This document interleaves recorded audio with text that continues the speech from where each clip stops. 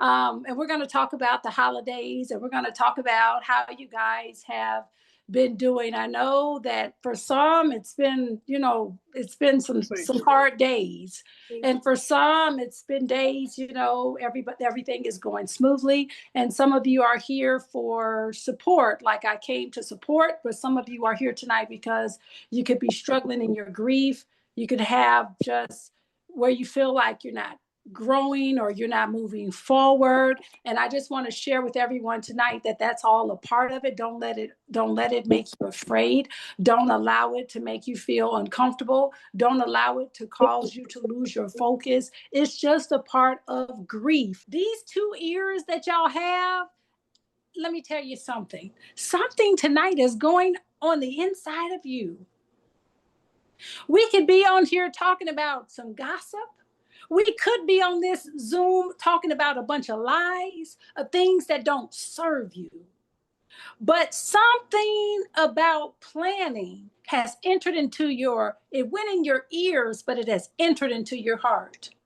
And I can't wait to hear about some of the things that you might plan for. It's just like, have you guys, I'm doing better with it, but have you ever been to a grocery store and you did not have a list? What happens when you go into the grocery store hungry with no list? I think you guys can relate. You've done that. And that's how grief can be. If you don't have a plan for this thing, listen, I used to say, it's Veterans Day. I'm going to the cemetery. Okay, no plan for that. And I was a mess for weeks after that. So I had to think about it, say, you know what? I don't feel like I'm at my best in going. And it's not something that whether you go, that's a whole debate. Do I go to the cemetery? Do I not let the dead bury the dead? That's up to you. I can't tell you how to navigate your journey.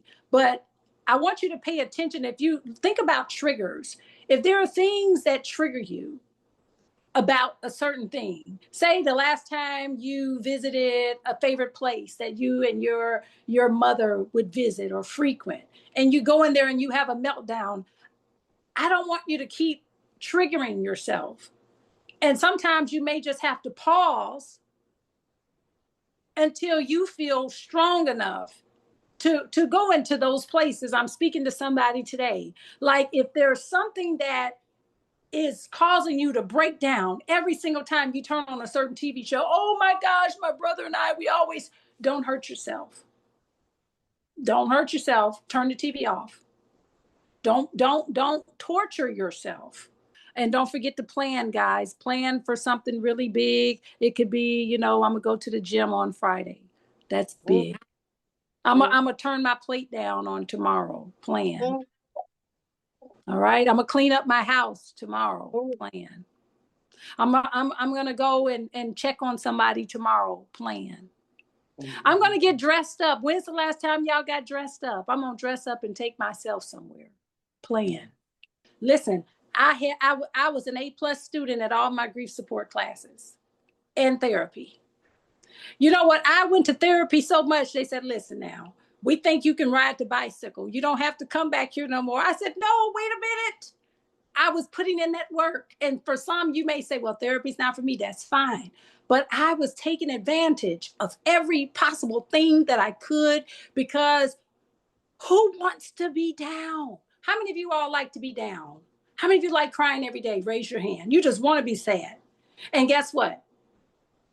You didn't do this to yourself. Okay? You didn't do this to yourself. Life happened to you.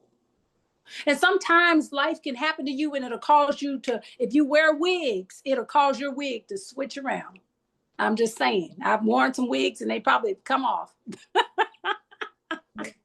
So I want you to be patient with yourself. I want you to, when you say my heart is broken, God knows you're shattered.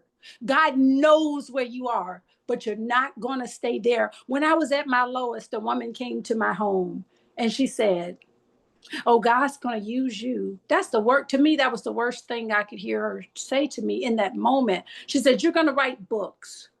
And I've written books. You're going to start groups. You're going to do this. And I was like, lady, I'm not trying to do nothing. and I want you to leave me alone. But everything that woman of God spoke to me, I have seen it come to pass.